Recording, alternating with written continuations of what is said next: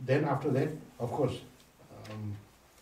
you pray to Gombo Phöwa and Merit.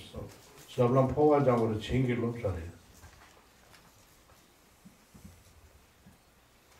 Then you have a short prayer to ask Buddha Amitabha to grant his blessing on Phöwa, because after the Ngöndro, when you're finished, if you finish, then you have to go to a long Phöwa. This is a short Phöwa, just introducing to you, but it is not the Phöwa itself.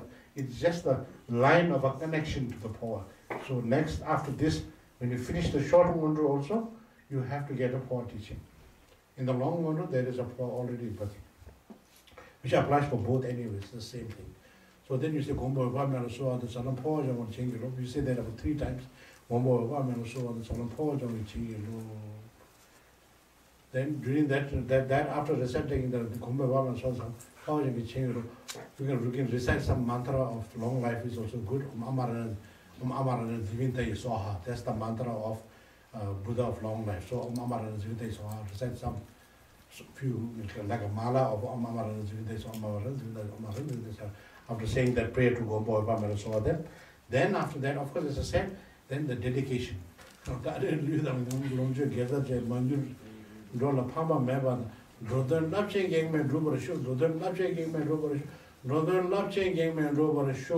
you dedicate that 3 times, and then the dedication is very important.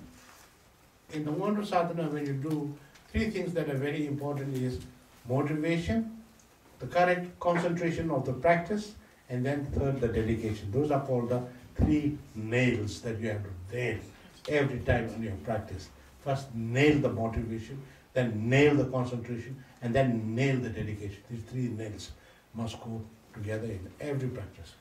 Then you dedicate the merit for all the planet-centered beings.